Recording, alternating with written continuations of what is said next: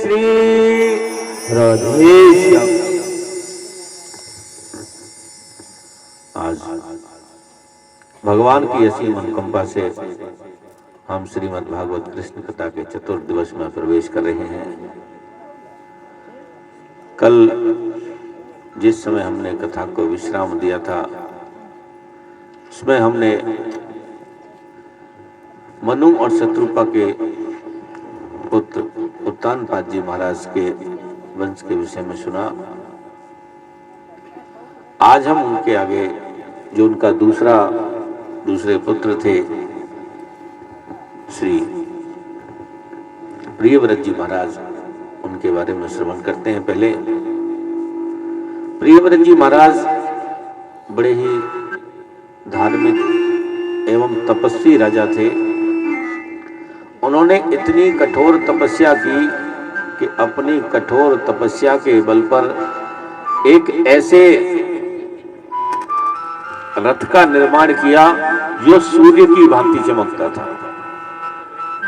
जितनी चमक सूर्य की है ऐसे उनके रथ की चमक थी और सूर्य की गति से ही चलता था वो। उन्होंने उस रथ को 7 दिन 7 रात्रि तक सूर्य के विपरीत दिशा में चलाया तो 7 दिन तक पृथ्वी पर अंधेरा नहीं होने दिया, रात्रि नहीं होने दी।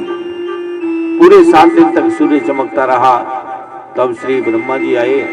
ब्रह्मा जी ने आकर के कहा कि ये आप सही नहीं कर रहे, क्योंकि पृथ्वी पर जो भी वस्तु है, कोई भी चीज है, वो व्यर्थ नहीं है। जो भी वस्तु है पृथ्वी पर वो सब काम की है। हाँ, ये बात अलग है कि कोई वस्तु किसी के काम की नहीं है, कोई वस्तु किसी के काम की नहीं है, वो अलग है। लेकिन जितनी भी वस्तुएं हैं पृथ्वी पर सब काम की है। आप देखिए, किसी भी चीज की हम यदि कोई संज्ञा देते हैं, किसी को कहते हैं कि ये चीज खराब हो गई तो क्या है, बोले तो बेकार हो गई, मिट्टी है, मिट्टी बेकार। क्या मिट्टी काम की नहीं है? मैं कहता हूं सबसे ज्यादा काम की मिट्टी है। मिट्टी ना हो तो हमारा अस्तित्व ही ना हो। हम भी तो मिट्टी हैं। हम क्या हैं? ये जो आपको ये हाड़ मांस का पुतला दिखाई दे रहा है, ये मिट्टी है, इसमें है कुछ नहीं। ये तो बस परमात्मा ने एक ऐसी कलाकारी कर दी है इसमें महाराज कि जिसकी वजह से हमें ये हाड़ मांस के पुतले को देखने में अच्छा लगता है या इससे प्रेम हो जाता है, अन्यथा ये है कुछ नहीं। वास्तविकता में आप देखोगे तो भगवान की सिर्फ इतनी कलाकारी है कि ये इस हाड़ मांस के चाम के पुतले के ऊपर जो भगवान ने पेंट कर दिया है ना, पुताई कर दी है। जैसे मकान पलस्तर करते हैं, पलस्तर करने के बाद उस पर पेंट कर देते हैं तो अच्छा चमकने लगता है, ऐसे ही ये शरीर चमक रहा है। बस वो पेंट से ही चमक रहा है और कुछ नहीं है।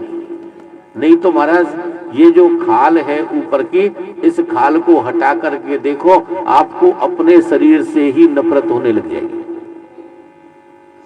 कोई भी व्यक्ति देखो, यदि ये खाल ऊपर से हट जाती है तो नीचे से सब एक तरह का ही मटेरियल है। सब हाड़ मांस रक्त मज्जा, यही सब चीजें हैं, इसमें और कुछ नहीं है। जिसको हम इतना अच्छा समझते हैं, जिसके पीछे महाराज पूरी जिंदगी लगा लेते हैं, ना।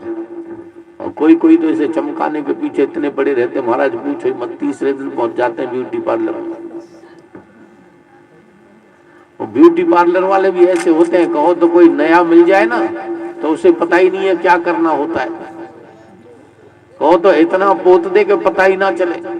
कहते हैं कोई मैया गई ब्यूटी पार्लर में और जाके करके आई, पुताई करवा के आई, घर पे आई तो उसका बच्चा ही ना पहचाने उसे, बच्चा ही देख देख के रोए। वो बच्चे को गोदी में ले और बच्चा उसे देख देख के रोए। बोले ये क्या करा, क्या है? हमारे दीक्षित जी बता रहे थे, एक बार एक तो मैया कोई शादी में गई होगी, ब्यूटी पार्लर पर तैयार होके, और उसने क्या काम किया, शादी में जब जाते हैं तो बड़ा शौक होता है, और फोन में फेस लॉक लगा लिया। अब आके रात को मुंह धो लिया और सुबह सुबह फोन खोलने बैठी तो फोन ही ना खुले। फोन के बगैर तो कलेश हो जाए। और महारानी सुबह सुबह 5 बजे लग गई अपनी पुताई करने से, पति की आंख खुली, बोलो देवी क्या कर रही है? बोला चुप रहो जी, फोन नहीं खुल रहा, मेकअप कर रही हूं।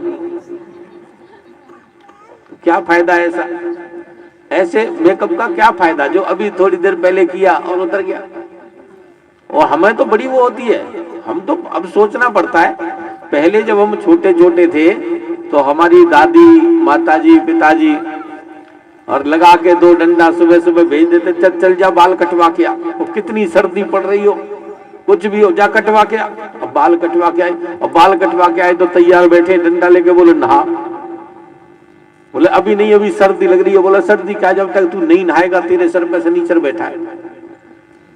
ऐसे डराते थे, बोला तेरे सर पे शनिचर बैठा है। अब वो नाई के यहां से आई तो शनिचर बैठ गया। बाकी अब समझ में आता है, ये माताएं ब्यूटी पार्लर जाके आती हैं, आके किसी ने मुंह भी धोया है? नहाने की तो बात छोड़ो, किसी ने मुंह भी धोया हो तो बताओ? किसी ने नहीं धोया ना। उनके लिए शनिचर कहां चला जाता है? हमारे लिए ही था वो, उनके लिए नहीं है।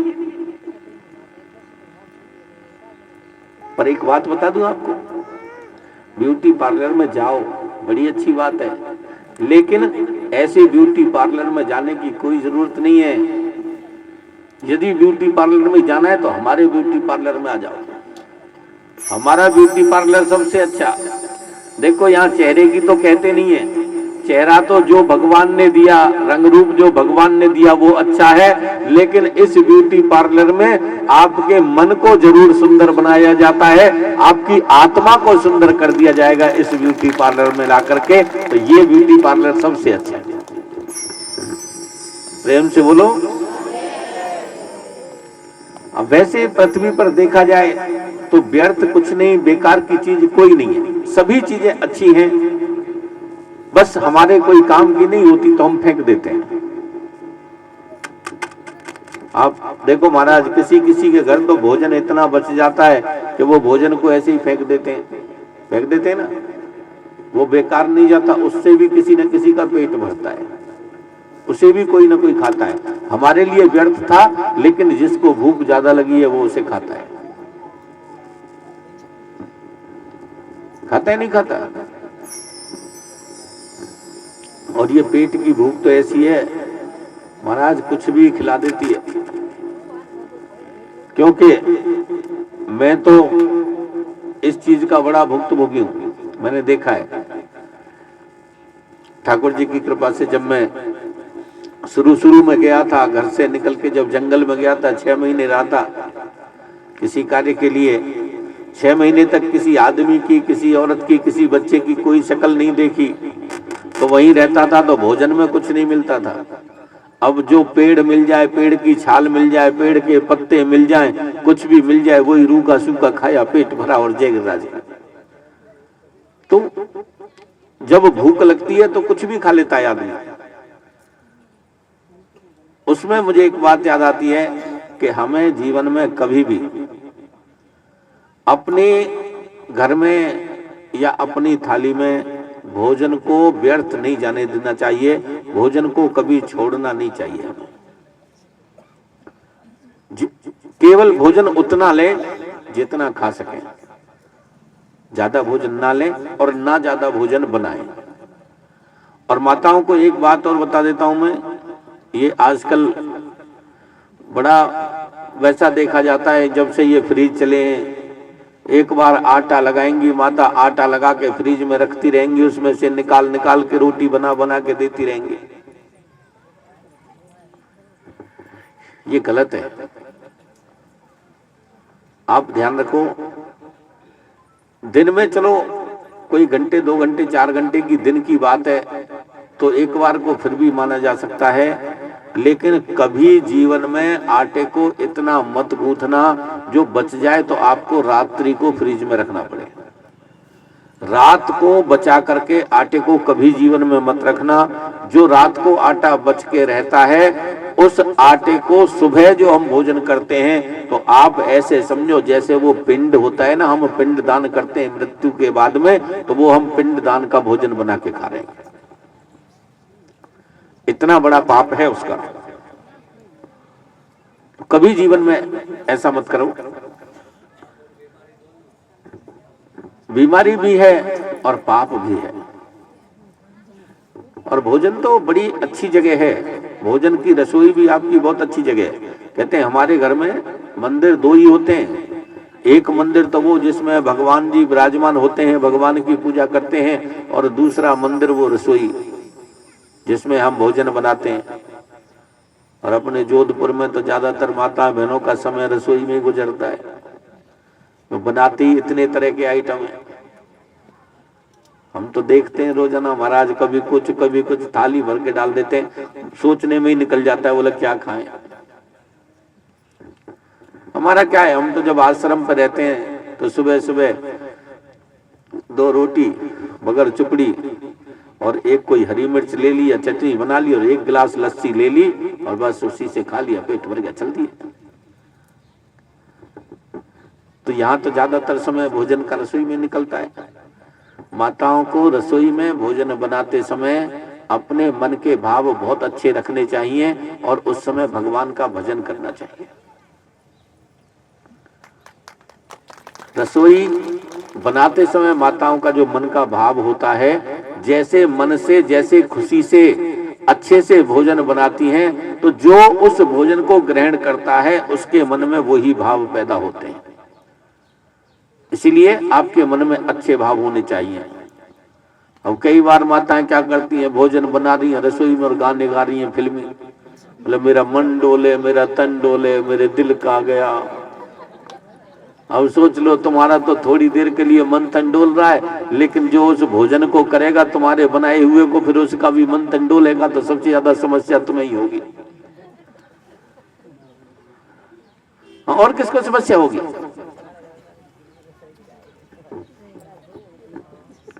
इसलिए भगवान का भजन करते रहें, भगवान का कीर्तन करते रहें, गुणानुवाद करते रहें, भोजन बनाते रहें और दोनों काम हो जाएंगे आपके।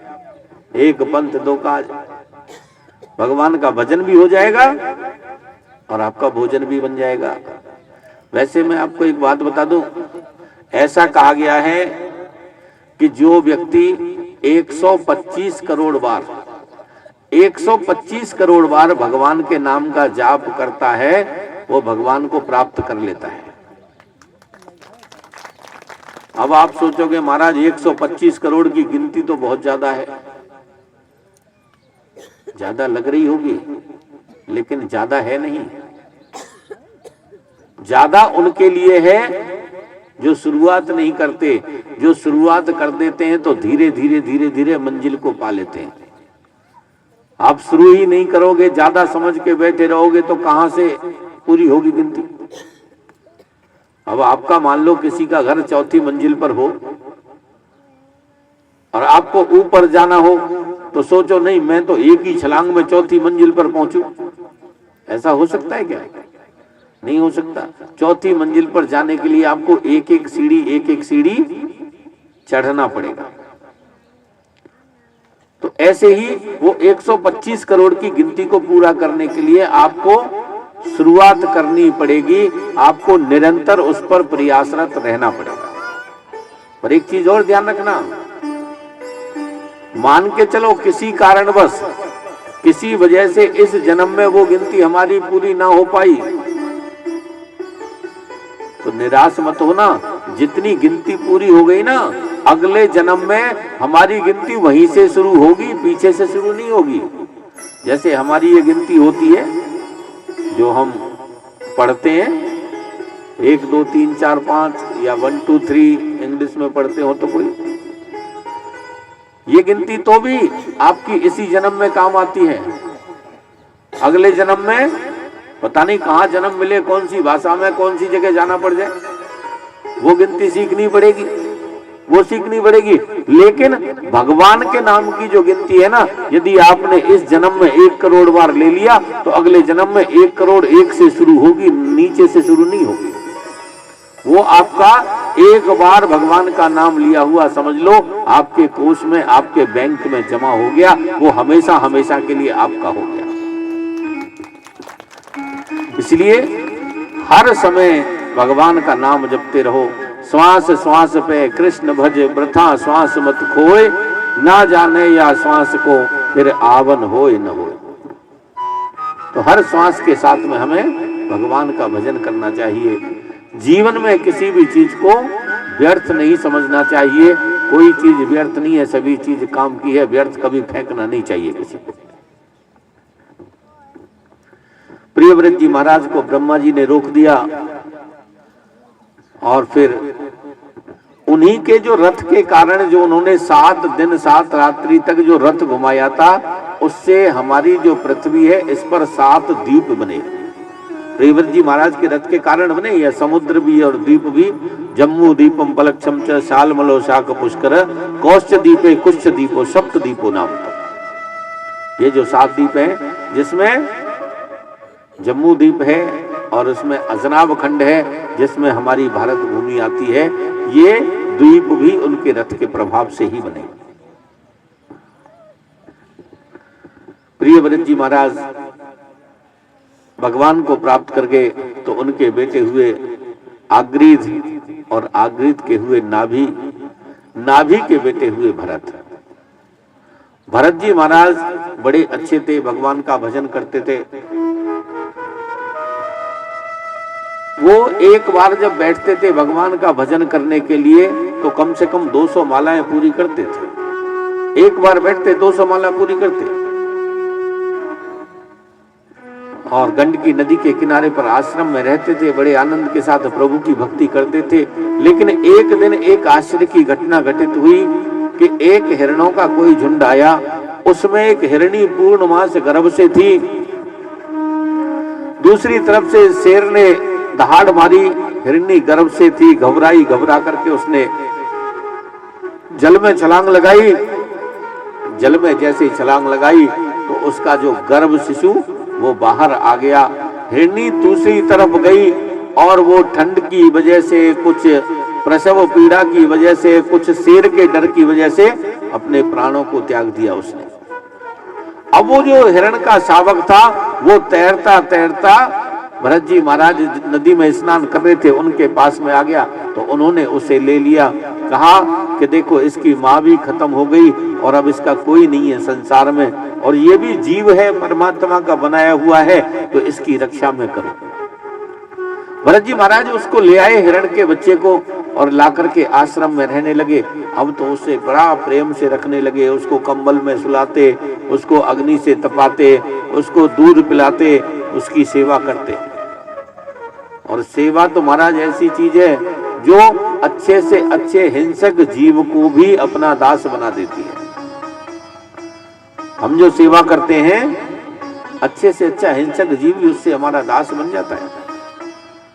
तो वो हिरण का शावक भरत जी महाराज के पास में आकर के बैठता, खेलता।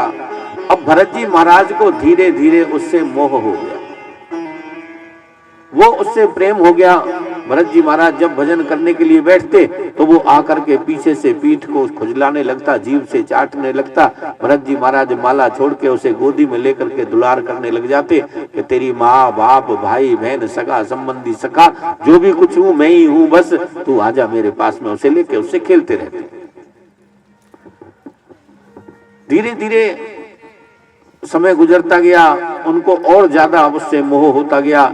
एक दिन एक हिरणों का झुंड आया और वो हिरण का शावक वो झुंड के साथ में फिर हमेशा हमेशा के लिए चला गया।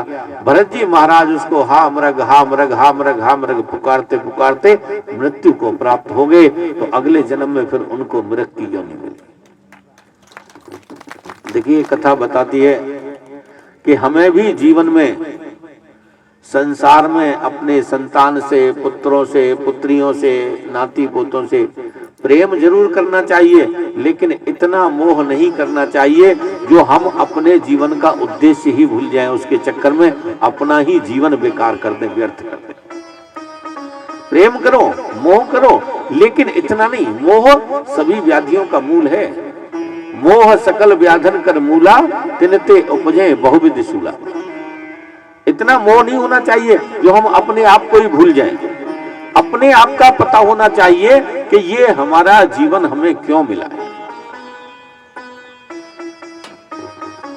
ये जो हमारा जीवन है हमें सिर्फ और सिर्फ प्रभु प्राप्ति के लिए मिला है, और वो हमें अपने शरीर से ही प्राप्त करना है। कोई दूसरा हमारे लिए नहीं करेगा, कोई दूसरा करने वाला नहीं है, हमको ही करना पड़ेगा वो।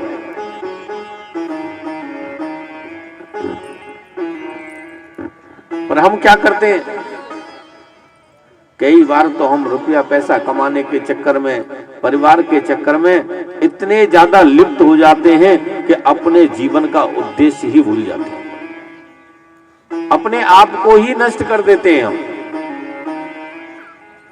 तो हमें ज्यादा मोह में नहीं पड़ना चाहिए। प्रेम से बोलो